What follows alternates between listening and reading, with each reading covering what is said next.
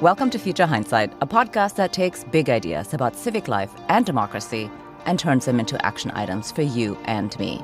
I'm Mila Atmos.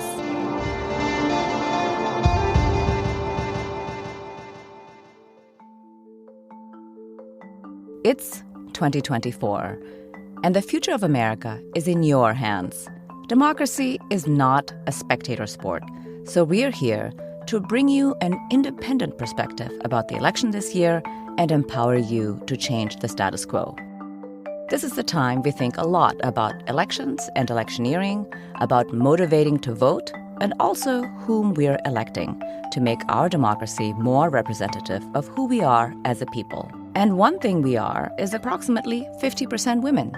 Yet only 25% of U.S. senators are women, and only 29% of the members of Congress are women. And of course, no woman has ever served as President of the United States. Clearly, we should do better.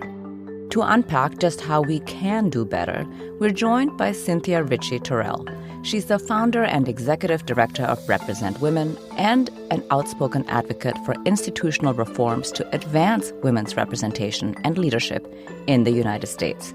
She has also worked on projects related to women's representation, democracy, and voting system reform in the U.S., and has worked extensively to help parliamentarians around the globe meet UN goals for women's representation and leadership. Welcome, Cynthia, and thank you for joining us. Thank you so much for having me. You've been working in the democracy space for a long time. In fact, you and your husband helped to found Fair Vote, a nonpartisan champion of electoral reforms, most notably ranked choice voting. And just to remind the listener, we recently spoke to Deb Otis at Fair Vote to talk about ranked choice voting and the Fair Representation Act. So, Cynthia, what is the lay of the land when it comes to the electoral system today? Yeah, thank you. That's a great question. I think that's a great place to start. We inherited our system from Great Britain, which uses a first-past-the-post or winner-take-all system, meaning you can get less than 50% of the vote for most races in the United States and still win 100% of representation. And that means a lot of people do not have any voice at the decision-making table at any level of government. I think it's helpful to step back for a second and think about the fact that the United States elects more people to office than any other country in the world. There are approximately 520,000 elected officials in the United States. Many of those races are at the local level. Of course, many are at the state legislative level, statewide executive level, and then Congress, though Congress, of course, makes up a very small proportion of those races. Another interesting fact about those races is that most of them are nonpartisan, and many of them are single winner, meaning we elect just one person. And when you elect just one person and you have two candidates winning, it's guaranteed that one of them is going to win over 50% of the vote. And I think that's a good thing. I think people whom we elect should at least represent the majority of voters. The quote-unquote problem is that when more than two candidates run, that third or fourth or fifth candidate can split the vote, meaning there can be 5 people in a race, and one candidate may end up winning with just 20% or 25% of the vote. And that's not fair to the majority of voters who cast votes for other candidates, but it doesn't lead to the process and policy outcomes in our elected bodies that represent the will of the majority of voters on policy issues. And we see that happening at the local, state, and federal level. Mm-hmm. There are 520,000 elected officials. That's a whopping number. I didn't even realize. I know. And so out of the 520,000, we know that the majority of them are men. And it's totally obvious, of course, to everybody, men and women, that we should elect more women. I think even men agree on this. But I have heard firsthand from some people, both men and women, that it's good enough to elect a man who is an ally to women. Since you do a lot of research in this subject, what has the evidence shown about the benefits of actually electing women? Yeah, that's such an interesting and important question. We do a lot of global research. We have an international research manager, Fatma Tawfik, who's based in Cairo, who tracks outcomes for women in different countries. And the reason we do that is to see what the best practices are to elect more women to office. But she also researches the impact of those women in countries around the world. There are obviously not that many that are at gender balance or have sustained gender balance over time. But we see in those countries a number of things. We see a greater diversity of women who are at the decision-making table. Of course, no group is a monolith. Women aren't a monolith. Men aren't a monolith. Young people aren't a monolith. So it's really important to get a diversity of women's perspectives and lived experiences in the legislative body. And when we see that happening, they make policies that better reflect the needs and concerns of their constituents. And we see that around the world, but we also see that here in the United States. In the last 2 election cycles in New York City, for the New York City Council, which has a combination of things, which we could talk more about later, it has term limits that create open seats for women candidates. It has public financing, which enable women who don't come in with a big trust fund to run viable campaigns. And it also has ranked choice voting, so that encourages more women to run and eliminate split votes. We've seen the council go from just 13 or 14% women to 61% women just in one election cycle. And in this last year, they sustained that win. So women hold 61% of seats on the New York City Council. And not surprisingly, there's a pretty good range of ideological perspectives. They don't all agree on things, but they have put forward legislation on wage equity and on caregiving and on transit and on a number of economic issues, which better reflect the will of the constituents they serve. So that's a very specific example, which we're able to track because we study what happened in New York City, and we're really interested to see what the impact of having a majority women on the council does. One of the studies that we did not do, but we're really happy to elevate, is from the Center for Effective Lawmaking, which looked at the rate at which women in state legislatures crossed party lines to endorse legislation. And the study found that women are more likely to do that than male legislators. And there are a number of reasons for that. Women tend to be newcomers to the legislative process. The data suggests they are a little bit more focused on the issues and the policies. That's why they run in the first place, to solve problems for their communities. So they may be a little bit more oriented to looking at the policies, considering them, and recognizing the value of crossing party lines. And I think in our current crisis of deep polarization based on partisanship, which is a relatively new thing, I think it's very important to nurture the potential of women doing even more of that, to providing incentives for women to work together across silos to solve problems that affect all of us. So you just mentioned that in New York City Council, it's a majority of women. And I'm wondering whether it's easier to get elected as a woman in municipal or local elections, because in November of last year, 2023, St. Paul elected only women, 7 of them to the city council. And like you said, there's still not enough women. But what was the secret sauce for maybe the women in St. Paul and the women in New York? What's your view on this? Yes, well, just to stay on message, it's no coincidence that both of those cities use ranked choice voting. So multiple women felt able to run. There wasn't any sense of women being told to wait their turn, which is what many women hear from the party establishment. It's not time for a woman to run for any number of reasons, because you'll split the vote or we already have a good solid guy in that position. And then there were great programs and organizations in New York City and in St. Paul and in Minnesota in general that supported those women candidacies. And we have identified the importance of having those pipeline organizations, if you will, organizations that are really identifying and encouraging and equipping women to run for office. in coordination with the system's changes, which make their wins and their candidacies more successful. So in New York City specifically, it was a group that started out with the name 21 and 21 because they hoped to win 21 seats on the New York City Council. They had to change their name because I think they won 32 seats, and so they now are called the New Majority. But that group, under the leadership of Jessica Haller and other really key players in New York City, identified women to run, made sure they understood how to qualify for the public financing system, identified districts where they had a high likelihood to win, and then, of course, made sure they understood how to campaign in a ranked choice voting election. And just as an aside, Amanda Farias, who now has a leadership role on the New York City Council, has a great commentary on the impact of ranked choice voting on her successful election. In previous elections, she would have just appealed to her specific constituency that was based on demographics that she shared with them, but she realized in the ranked choice voting process, she could appeal to other constituencies to get their support, and that's what helped her get over the top. I'm not capturing that as beautifully as she has said it, but I think that's really key about a ranked choice voting election is that candidates actually win when they're able to get outside of their base and appeal to other constituency and demographic groups.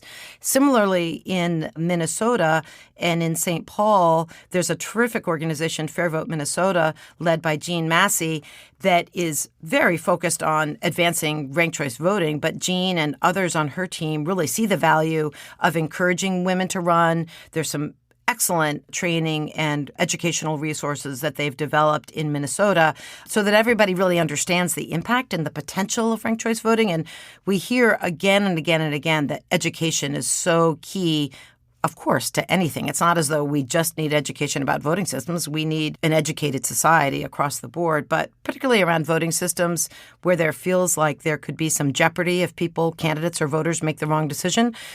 Education is so important, and Jean Massey and her team have done a terrific job there to really make sure candidates understood the system, were able to run in the system, and had the support they needed. That's so encouraging to hear. Just as a side note, we did have one of the co-founders of 21 for 21 on the show. Oh, great. For 2021, Melissa Mark Viverito. Oh, wonderful. Yeah, she served on the city council in New York, and she was like, this is wrong. We can't have so few women on here. Let's do something to change that. So you mentioned just now also that women are found to more readily work across the aisle. And of course, that may be true for many women, but what about somebody like Governor Kim Reynolds in Iowa, who just turned down federal aid to feed children over the summer when they're not in school? And I feel like there are a number of high-profile women in politics who really are not helping the case that you're making. So how damaging is that for women running for office or simply working in public service?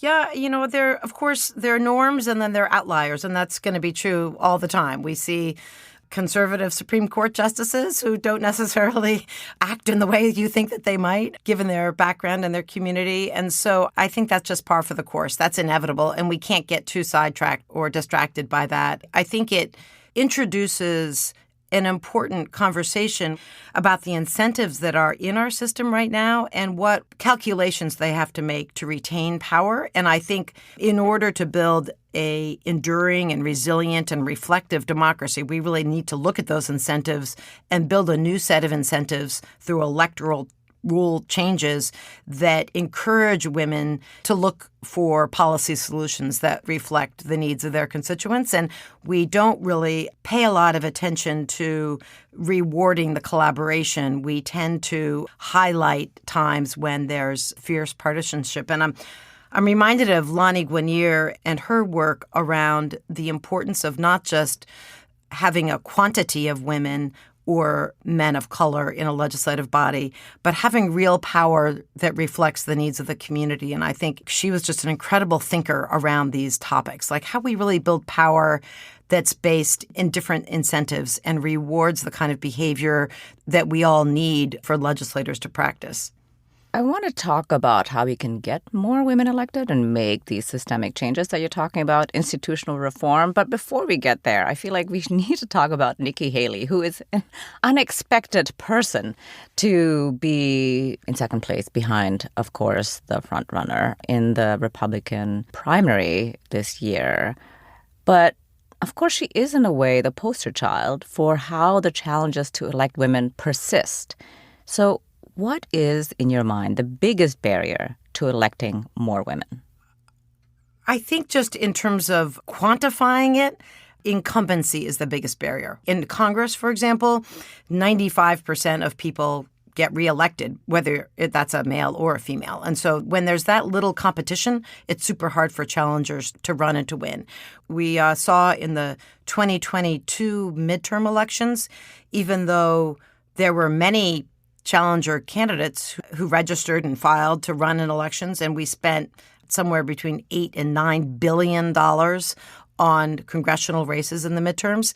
We went from 123 women in the U.S. House to 124 women in the U.S. House, and one challenger won. And so many of us, of course, feel like we're in a crisis in our democracy and haven't had the opportunity to consider strategies that might be more effective. And so we, as human beings, I think, tend to do what we've done before. And we think, well, we just need to spend more money on these races, or we need better trained candidates. But what we see from that stat of the 2022 midterms is that it's just not feasible that we're going to see a change in the composition of the U.S. House, for example, until we make districts more competitive and we figure out ways for women to run in primaries without splitting the vote. And so I think that's evidence that the incumbency challenge is really the biggest reason we don't see a change in the composition of legislatures. Wow, fascinating. I didn't realize that. So I guess that's one of the reasons why New York City has become so competitive on the city council, because it has term limits. Exactly. We're taking a short break to hear about a podcast from our friend Ken Harbaugh called Burn the Boats. And we'll be back with Cynthia in a moment. I'm Ken Harbaugh, host of Burn the Boats from Evergreen Podcasts. I interview political leaders and influencers, folks like award-winning journalist Soledad O'Brien and conservative columnist Bill Kristol, about the choices they confront when failure is not an option. I won't agree with everyone I talk to, but I respect anyone who believes in something enough to risk everything for it. Because history belongs to those willing to burn the boats. Episodes are out every other week wherever you get your podcasts. And now, let's return to my conversation with Cynthia Richie Terrell.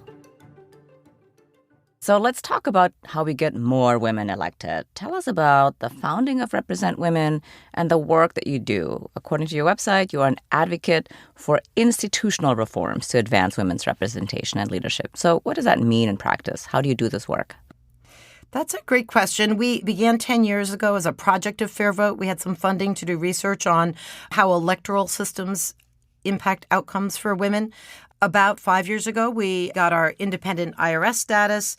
And throughout that 10-year period, we've really been focused on looking at the structural barriers that women face in politics, both as candidates and elected officials, and what the policy solutions are to correct those barriers. We, of course, understand that there are many barriers that women and specific demographic groups, different intersectionalities face in the world and society. But we're really focused on changing the policies that create a more level playing field for women to run, women to win, women to serve, and women to lead. And I have found that it's useful to give as a parallel some other examples of times in U.S. history when we've addressed inequity with policy solutions that look at the structural barrier. So suffrage, of course, was a policy solution to address the fact that women couldn't vote. We didn't simply encourage more women to try to vote when we realized there wasn't a law that enabled them to vote. The Voting Rights Act is an important policy solution to the actual barriers that people of color faced in voting that the voting rights movement highlighted. Title IX is a great example of a policy change that really leveled the playing field through funding for girls to participate on an equal level with boys in the classroom and on the sports field. And then the Americans with Disability Act is another example of a policy change where we looked at all the different kinds of barriers that people with disabilities, who make up a large percentage of American population, face, whether that's an intellectual disability or a visual or a hearing disability or somebody who's in a wheelchair. And the clearest example of it that everybody will immediately recognize are the cutouts and sidewalks that the ADA required in all communities so that people in wheelchairs can access the sidewalk. I mention that because, of course, there's nothing that the person in the wheelchair as an individual should have done to be able to access the sidewalk. It was up to society to recognize that there was a structural barrier of the sidewalk for the wheelchair to get up on the sidewalk. And once that change was made, not only is it an enduring change, literally, because they're mostly cement, hard to get rid of cement, people began to realize, like, wow, this levels the playing field for most of society, whether you're on a bike or you're an older person or you have a baby carriage or whatever it might be. And so that same philosophy of looking at the real structural barriers that women face and then the policy solutions to address those barriers, we know from data in this country and from data around the world, I will just say, that those are the things that are the most enduring and impactful. Right. Those are great examples. So what are the policy prescriptions to get more women elected? Specifically around women running for office, they often don't have the kind of support they need from political parties, gatekeepers, donors, and PACs. So working with those groups to set targets and incentives, rewarding parties that recruit more women to run for office is a strategy that we can employ. And highlighting PACs that do a better job donating more money to women candidates is another strategy so that more women can run for office, along with public financing. That's not something we work on because so many other great groups are doing that. The second bucket of our work is around women winning when they run. I mentioned the challenge that challengers face, that it's hard to win in our system because there's so few open seats. And we've seen great gains for women, but it's also hard to sustain those wins when there are the barriers of the split votes and the incivility and so forth. I bet Deb Otis covered this when she was on the show about the incentives that ranked choice voting provides, but I'll say them again. By nature or definition, a ranked choice voting campaign tends to be more civil because people are finding common ground. It actually could hurt your chances to be tearing down your opponent, but it would help you get a second or third place vote from that candidate's supporters if you find common ground. So ranked choice voting helps elect more women by limiting split votes, by encouraging more women to run without splitting the vote, by focusing more on issues, which the data says women run to solve problems and address issues in their communities. That's consistent across party and across geography. And then, importantly, in a single winner race, like a mayor or a district where you're just electing one person, if that woman has received a majority of votes, as is required in a ranked choice voting election, she's much better prepared to serve effectively because she has a real mandate to govern. And we've seen instances where a woman in a regular, traditional winner-take-all contest might win with just 25% of the vote, and that leaves her open for more attack and critique. The third bucket of work are, once women have run and won successfully, how can we make sure that they're really able to serve? And that's a whole list of policy changes that we support, from childcare for legislators and paid leave for legislators, and things like proxy voting is important. If you're a mother living in San Diego and you need to cast a vote in Sacramento, it's hard to do that if you're also a caregiver for parents or other people in your family. And then another topic that we've been doing more in-depth research on recently is compensation for legislators. There are a number of states that don't pay state legislators anything. It's hard to convince a woman to run for an office where it may be only 4 or 5 months a year that doesn't pay anything. Like, that's just not a sustainable way to have government function. So we've gone through running, winning, serving, and then leading are reforms like having a suggested rule around gender-balanced tickets and making sure when somebody's running for governor, they recruit a woman or a man to serve as a lieutenant governor candidate. We've seen this happening in the Democratic Party, but also in the Republican Party. John McCain chose Sarah Palin as a running mate for a number of reasons probably, but because that created gender balance on the ticket. But we see that also the importance in terms of the ladder for women to rise from a position of being a state legislator to a leadership position requires us looking at who gets to be a committee chair and who gets to have a role in a political party and who's running these campaigns. So the whole impact that women can have both in appointed positions within parties and legislatures can really help them be prepared to run for higher office and leadership roles. Exciting. Lots of things here. Huge amount of work. Tell us a little bit more about purposefully, I should say, choosing gender balance, right? Because, of course, that works in leveling the playing field, but I think a lot of people reject that as a concept for hiring someone. Like, how can you avoid the fate of affirmative action in college admissions, for example, which was, at the same time, widely viewed to help people of color, but also regarded as giving a hand to someone undeserving? Yes, I think that really is such an important thing to interrogate more. The simplest answer is that we see more governors appointing more diverse and inclusive cabinets at the state level, and they do that because they recognize that to win elections, they need to speak for the majority of voters, or that's the ideal. And we see that happening across the country. So we've done research over the last 5 years on the state of gender balance in state cabinets. And I think it simply helps the elected officials, in this case, a state government, do a better job for their constituents. And so there's not anything very controversial. We see that happening and conversations happening about the need for that in the Democratic Party and the Republican Party. I also think there's some very helpful data from the private sector, from McKinsey and others, that supports the idea that when there's greater involvement of women on a corporate board, there are different outcomes. There's the data around profitability, and a parallel to that could be in terms of the public sector, productivity, that higher numbers of women in a cabinet or on a board could lead to better outcomes for everybody. And I think there's a rational basis for advocating for more people with more information being involved in the decision-making process. Another interesting thing that we are all in the midst of in this entertainment award season that we're in is the role of gender categories are widely accepted in a lot of entertainment award ceremonies, in the Oscars and in other award shows where we do have categories for men and women, and we have Best Actress and Best Actor, and we have Best Supporting Actress and Best Supporting Actor. And because of those rules, we know that women will be nominated and will win those positions. Of course, we see the reverse of that. There is no Best Woman Director Award, and at least in the Oscars, we see that means there's just one woman nominated. Many years there have been no women nominated, and so it makes me a little uneasy, frankly, to say, wow, that's the road we have to go down.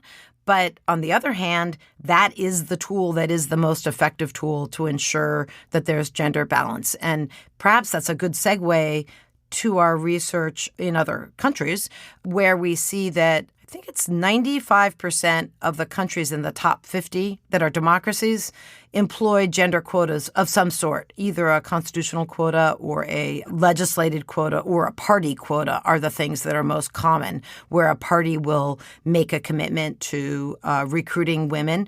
It's not a perfect system. Sometimes women end up at the bottom of the list in a party list system, but there have been some really shining examples like Tunisia as a outcome of the Arab Spring some years ago now adopted a zipper system where it was required that every party alternate man, woman, man, woman, man, woman.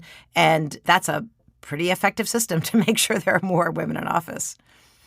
Wow.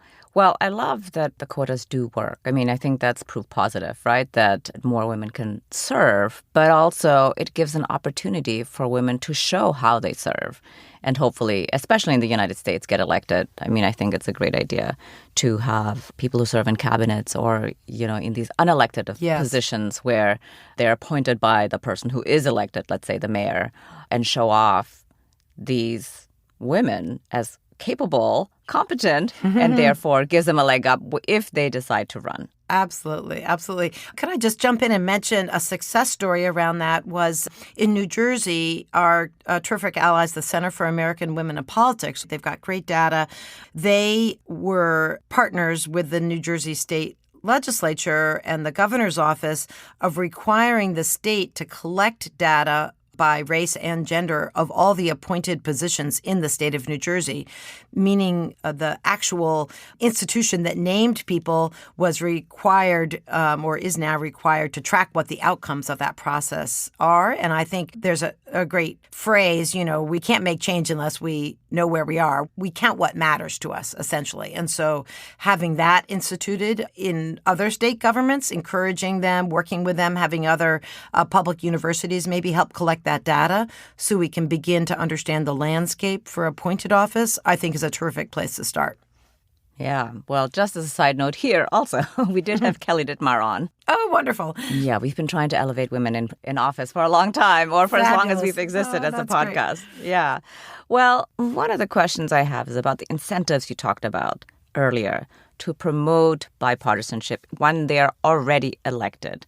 Tell us a little bit more about that, because I think the voter should know what we can do potentially in the future, or maybe right now, to encourage this. Yes, I think one of the most promising reforms is something that we work on and Fair Vote works on and some other groups are thinking about, is this idea of changing the structure of our elections so that we elect more than one person in a geographic district instead of just one person being sent to either a state capital or the U.S. capital to represent 100% of the people, to say, we're going to elect 5 people in Maryland or Georgia or New York or wherever it might be. And when you send 5 people to the state capital or the federal capital, it's much more likely that you'll have a cross-section of views. And it's important that we also use a ranked system to make sure that no one group dominate all those 5 races. And so this idea of proportional ranked choice voting, it sounds like Deb already mentioned the Fair Representation Act when she was on, is something that we can do just by statute. It doesn't require a constitutional amendment or any big change. There are some states, like my home state of Maryland, that already use multi-seat districts for our state legislature.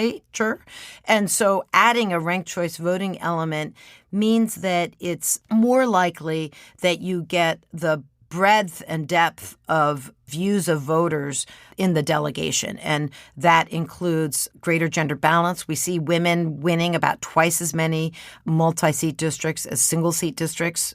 We see the impact on race with something like the Fair Representation Act enacted. People of color would be able to elect candidates of choice from the Atlantic to the Pacific. I think that's pretty dramatic. Right now, the Voting Rights Act is an incredibly important tool, but it also means that there are significant communities of color who aren't privileged to live in the single black majority district in their state. And so having a larger geographic district that elects more people enables more of the voices, more of the voters to have a seat at the decision-making table. So I think that's probably the single most important thing we can do to change the incentives that exist in politics right now, because all of a sudden it goes from 5 different legislators being sent to the legislative process to just represent their constituents come, heck or high water. They have to get jobs for their district. They have to advocate for construction in their district, et cetera, et cetera. But in a 5-seat district, all of a sudden, those legislators are tasked with working together on behalf of the constituents they share, which completely turns the incentives upside down. I see that at work in Maryland, even though we have multi-seat districts in a plurality winner situation. We don't yet have ranked choice voting for the state legislature in Maryland, though I hope we do in the years to come. The 3 delegates who represent me are tasked with working together on my behalf. And that just changes everything about the mood and the process of governing. And I think that's the most helpful reform that we can look toward. Some perks of that system are that it would eliminate gerrymandering because the power now it resides in the person who draws the district in the first place because they're so often determining the winner of the race. We know that very few districts are competitive in Congress, for example, and that's because the line drawers in a state have determined that's going to be a Democratic district, that's going to be a Republican district, and there's really no chance to change that. We talked about that incumbency at the beginning of the show. But in this situation, the district lines really wouldn't matter. It would be the voters, in essence, who are determining their district grouping, if you will. I think the beauty of that is that it allows for the nuance of every voter that we all carry with us to show up in the legislative delegation. So right now, I think we're confined to, if you're a Democrat, you have to be pro-choice. And if you're a Republican, you have to be pro-life, for example, or not care about the climate or any number of other things. But I think we need legislatures that are filled with people, Republicans who do care about the climate, may be fiscally conservative, might be open to certain kind of reproductive rights, but they're not having to fit a certain kind of profile to get elected. And similarly, Democrats who may be conservative on some things but liberal on other things.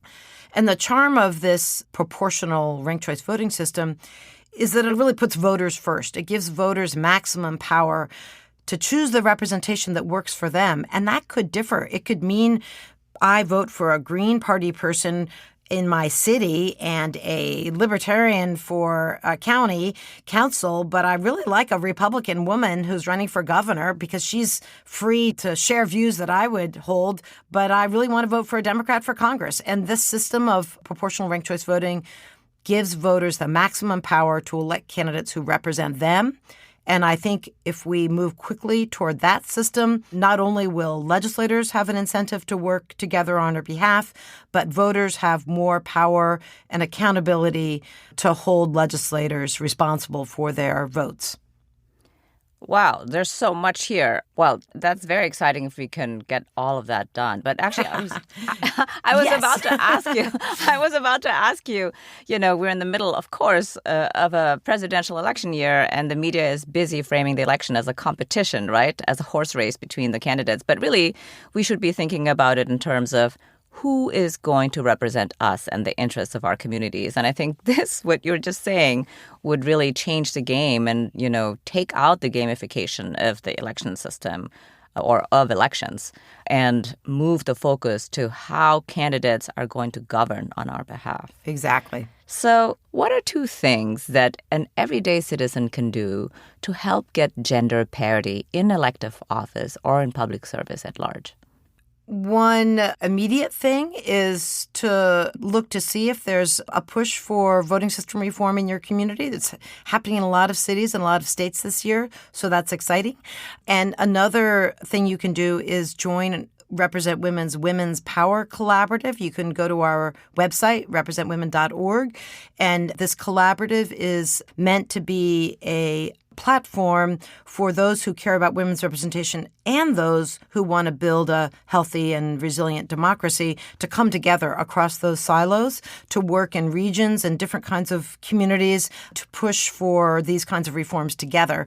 There are a lot of silos in our country, real and imagined, and so the Women's Power Collaborative offers a platform that I think is innovative and important to bring people together. All good advice. So as we are rounding out our conversation here today, looking into the future, what makes you hopeful? I guess not to just repeat myself, but I think what makes me the most helpful is evidence that I see that people are coming together, coming out of their box or their silo or whatever construct we may exist in, to reach outside of that and build relationships with people with whom they may differ politically or differ geographically, but working together on reforms. I'm part of a number of groups that are talking about how to do this better, whether that's folks from the voting rights community or the veterans movement or the climate movement or young people or just any range of groups who are really coming together to innovate differently. And I think it's that kind of relationship building at its core. Maybe that's just the most fundamental truth about everything, is that the outcome is only as good as the relationships that we can build. And so building authentic relationships that are built on listening and on trust is core to everything. Thank you. That is hopeful. And I am personally very hopeful, in large part because the work that you're doing, that's amazing. Thank you very much for everything that you do. And thank you for joining us on the podcast. Thank you. Cynthia Richie Terrell is the founder and executive director of RepresentWomen and an outspoken advocate for institutional reforms to advance women's representation and leadership in the United States.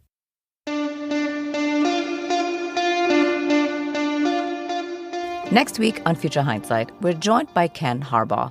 We just heard about his podcast, Burn the Boats. He's also a former United States Navy pilot, and he was the Democratic Party nominee for the U.S. House of Representatives, representing Ohio's 7th Congressional District in the 2018 election. His new film is Against All Enemies, a documentary that explores the critical role of military veterans in domestic violent extremist groups. That's next time on Future Hindsight. And before I go, first of all, thanks for listening.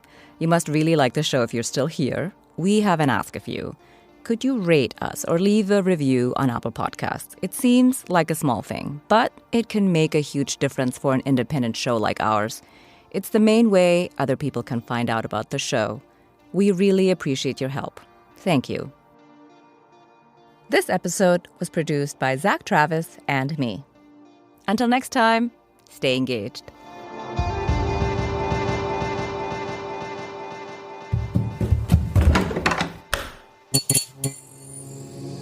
This podcast is part of the Democracy Group,